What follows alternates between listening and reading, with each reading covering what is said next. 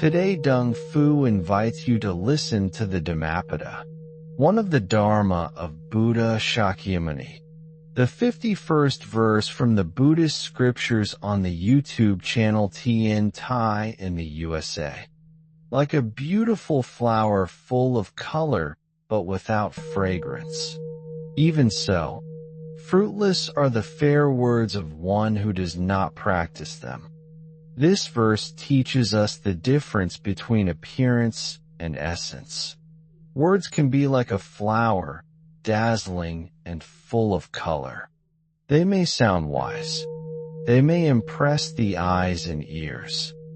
But if those words are not born of practice, if they do not arise from real understanding and compassionate action, they are empty, fruitless. They do not nourish the heart. In life, we often encounter people who speak beautifully. They quote the scriptures. They speak with eloquence. Their language is rich. Their tone is moving. But when we observe their actions, their daily conduct, we may see that their words do not guide their own life. Their words do not benefit others. This is the flower without fragrance. The Buddha points out that the true measure of words is their alignment with action. If speech is not rooted in practice, it is like sugar without sustenance, sweet to taste for a moment. The color of the flower may attract attention, but the fragrance is what touches the heart. Words without the fragrance of practice may entertain. They may persuade, but they cannot awaken wisdom. They cannot plant seeds of lasting peace. The flower without fragrance is also a reminder to look at ourselves. How often do we speak of the Dharma, of kindness, of patience, of compassion, but forget to bring these qualities into our daily life? How often do we instruct others in generosity while clinging tightly to what we have? How often do we speak of patience while reacting with irritation? This verse is gentle but firm. It calls us to honesty. It asks us to examine whether our words are reflections of our practice or illusions of wisdom. The beautiful flower without fragrance may appear to others as virtuous, but the perceptive mind will see the truth. The mind that looks deeply will sense the absence of true fruit. In our meditation practice, this teaching is especially profound. We may recite verses, chant sutras, reflect on the teachings. These acts are beautiful and necessary, but if they do not change the mind, if they do not soften the heart, if they do not cultivate awareness, then even these sacred words are like flowers without fragrance. The Buddha uses this simple metaphor to bridge the visible and the invisible. Words are visible. It is felt in the heart. In the same way, true Dharma is not measured by appearance. It is measured by the effect it has on the mind and heart. We can also understand this verse in relation to teaching others. If a person speaks Dharma but does not live it, students may listen. They may admire the language, but their hearts are not moved toward awakening. They may leave inspired for a short while, but without witnessing the Dharma in action, the lesson remains superficial. The Buddha invites us to cultivate the fragrance of our words, to let our speech be inseparable from our practice. Words and actions should flow together like the fragrance rising naturally from the flower. Our kindness in thought, speech, and action becomes the true perfume that attracts and nourishes. Words that are not backed by action are like a lamp without oil. The light may appear, but it soon goes out. Words without practice can be admired. They can impress, but they cannot illuminate the path to liberation.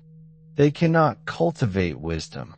They cannot awaken compassion. The verse asks us to align our speech with the heart, to let every word arise from mindfulness, from sincerity, from understanding.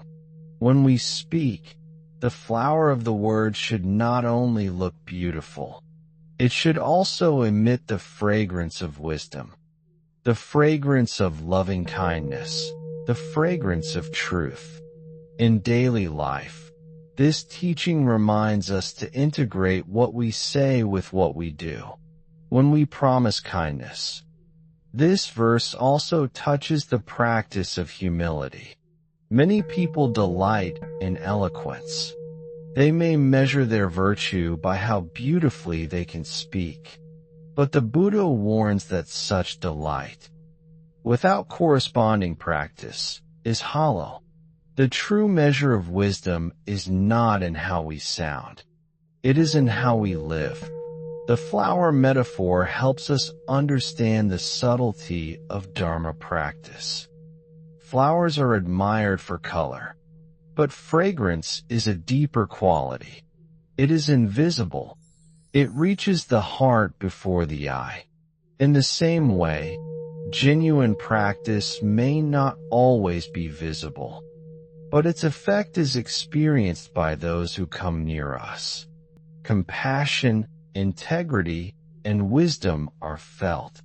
They do not need loud proclamation. For a practitioner, this means constant mindfulness. They bear no fruit. Fruitlessness is not merely a failure in others' eyes.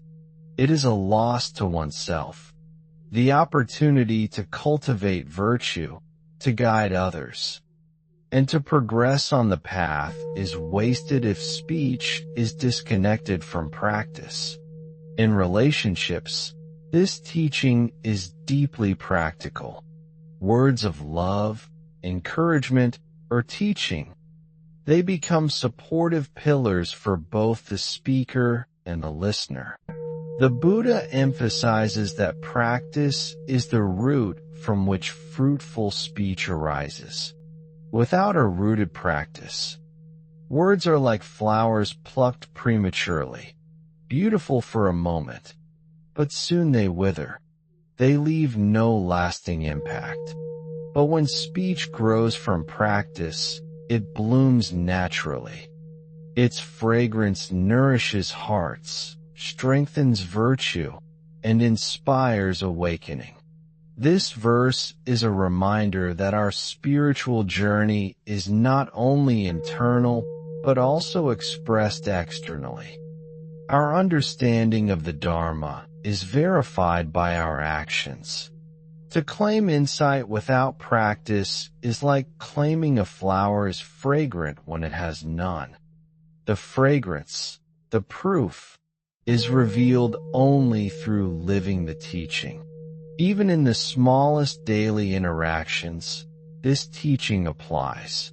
A kind word offered without genuine attention may seem sweet, but it does not reach the heart.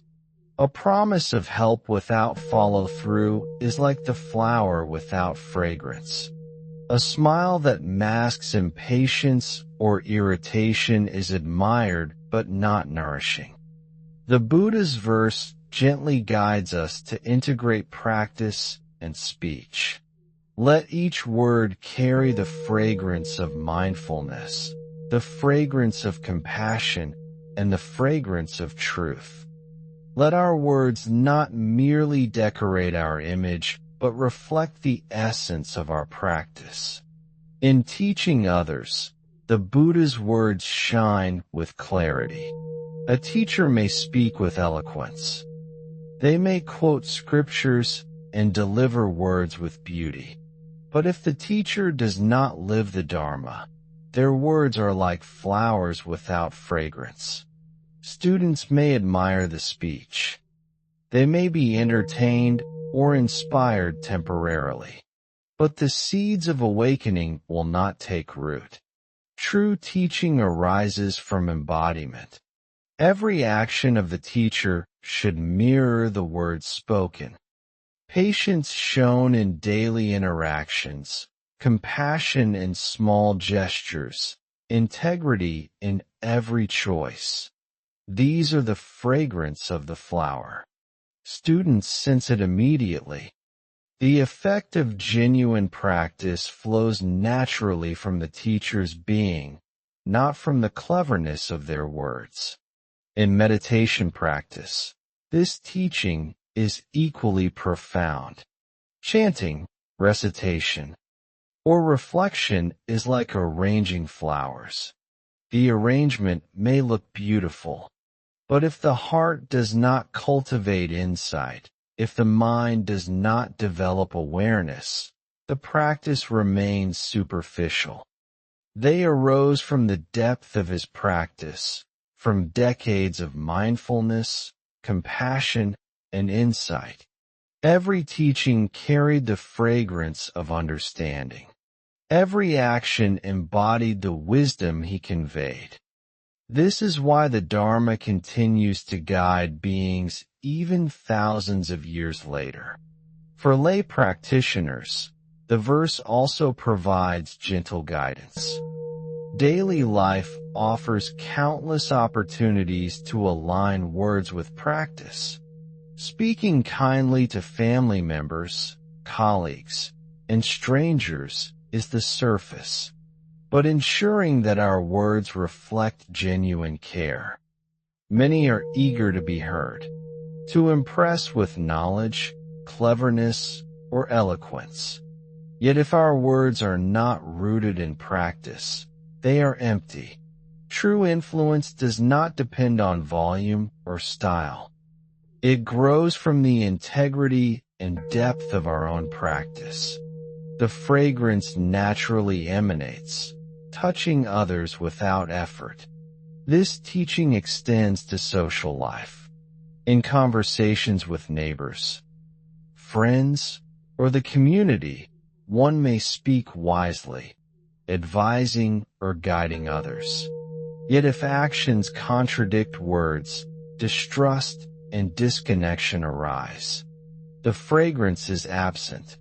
Conversely, words aligned with practice create harmony, trust, and mutual respect.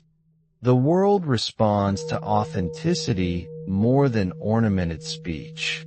The Buddha's verse also highlights the value of consistency. A flower may bloom once, but fragrance comes from continual growth. Likewise, our speech gains depth and fruitfulness through consistent practice. Ethical conduct, mindfulness, and compassionate action over time become the fertile soil from which words naturally carry the fragrance of truth. In moments of difficulty, this verse reminds us to act before we speak. Speaking without insight in anger or frustration may appear beautiful in rhetoric, but will be fruitless. A gentle pause, a mindful breath, or a silent reflection allows the heart to align with wisdom. Only then can speech become truly fragrant. Even in teaching small children or guiding beginners, the principle holds. Words alone may instruct, but they must be matched with patience, example, and careful attention. A child senses the authenticity of the teacher. They feel the harmony between word and deed. This fragrance leaves lasting impressions far beyond the reach of mere verbal instruction. The verse thus calls us to cultivate integration. Our body, speech, and mind must move in harmony. Words are not ornaments. They are expressions of the inner path. They reflect the quality of our heart. Each word becomes a flower with fragrance when it rises from a life lived in mindful attention. ethical conduct, and compassionate understanding. The Buddha's verse also guides our relationships in families, friendships, and communities. Words without practice are like flowers without fragrance. They may look beautiful, they may sound sweet, but if not supported by consistent loving action, they fail to nurture trust, harmony, and understanding. Consider a parent who instructs a child on patience, respect, or kindness, yet acts impatiently, speaks harshly, or neglects the example of compassion. The child may admire the words temporarily, but the absence of lived practice creates confusion. The fragrance of teaching is lost. The lesson does not take root. The same is true among friends. Words of encouragement, advice, or guidance may be offered. Yet if the speaker's actions contradict their speech, the words are fruitless. The verse calls us to embody what we speak, to live the principles we encourage in others. This is how trust and genuine influence arise. In the workplace, too, this teaching holds profound meaning. Leaders who speak of integrity, fairness, and teamwork, yet act selfishly, unfairly, or inconsistently, fail to inspire. Words alone are not enough. True guidance arises when speech is inseparable from practice. Employees, colleagues, do my words reflect my practice? Do they arise from a heart of understanding and compassion? Or do they serve vanity, habit, or desire for recognition? Reflection, honesty, and mindfulness allow us to align our inner life with our outward expression. Meditation, mindfulness, and ethical conduct are the foundation. Soothe suffering or inspire true transformation. The verse also speaks to humility. A flower with fragrance does not boast. It simply offers its essence naturally. In the same way, when our speech arises from practice, it carries influence effortlessly. We need not strive to impress. We need not argue to be heard. The true impact of our words comes from the alignment of heart, mind, and action. This teaching is a guide for all levels of practice. Monks, nuns, and lay practitioners alike are reminded that Dharma is lived, not merely recited. Our thoughts, words, wisdom, and compassion, others respond naturally to the fragrance. Hearts open, trust is built, relationships deepen. The Buddha's words also encourage patience and personal growth. Cultivating words that reflect practice is a lifelong journey. At times, we may speak without sufficient mindfulness. We may fail to embody fully what we wish to convey. Yet with consistent practice, reflection, and humility, our words gradually carry fragrance. This verse also reminds us of the interconnectedness of all beings. Words that are fragrant influence not only the immediate listener, but ripple outward. One word aligned with practice can inspire understanding, patience, and compassion in many others. Words without practice leave no trace. Words with practice nourish countless hearts. In this way, the verse guides us toward integrity in every sphere of life. Whether in solitude, in conversation, or in teaching, our words must reflect our inner cultivation.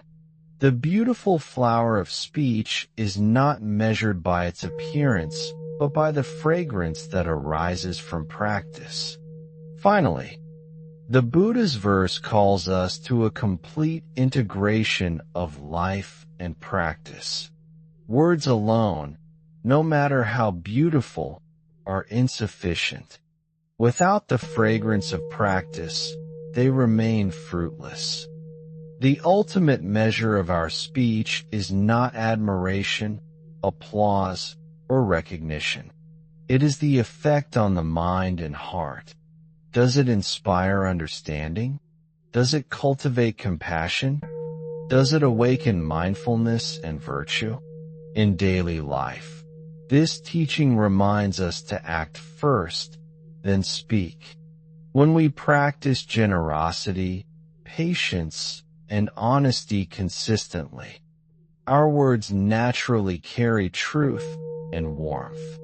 When we cultivate mindfulness and compassion, our advice, encouragement, and guidance bear fruit. The flower blooms and emits fragrance. The speech is alive, nourishing, and transformative. For the practitioner, this verse is both challenge and guide. We are challenged to examine our own speech, our motives, and our habits. We are guided to cultivate virtue through practice. We are reminded that every small action matters, for each action nourishes or diminishes the fragrance of our words. When spoken from a heart aligned with practice, becomes fragrant and effective. Even a brief phrase, when supported by consistent ethical conduct, can plant seeds of awakening. The verse also encourages patience and forgiveness with ourselves. At times, we may speak without mindfulness. Our words may fall short of reflecting our practice. Moment by moment, in relationships, community, and society, this teaching brings harmony and trust. Words aligned with practice inspire confidence, peace, and cooperation. Words disconnected from practice cause confusion, mistrust, and suffering. The fragrance of authentic speech nurtures connection and understanding in every context. Words with practice leave lasting impressions, touching hearts deeply and silently. Words without practice may dazzle for a moment but fade quickly, leaving no lasting benefit. Ultimately, the 51st verse calls us to live in unity with the Dharma, to embody the teachings fully, to let our actions, speech, and thoughts be aligned, to speak only words that arise naturally from practice, to let the flower of our life bloom fully, with color and fragrance in perfect harmony. Let us cultivate this daily. In meditation, in speech, in action, let us examine our words. Let us refine our practice. Let us embody patience, compassion, and wisdom in every interaction. In this way, our life becomes a fragrant flower, nourishing all who come near. May our actions and words be inseparable. May they blossom with fragrance, benefiting all beings. Thank you for watching my video. Namo Amitabha. I wish to bring this merit towards all disciples and sentient beings, all of whom will attain Buddhahood. Remember to like, share, and subscribe to my YouTube channel. I really appreciate your time.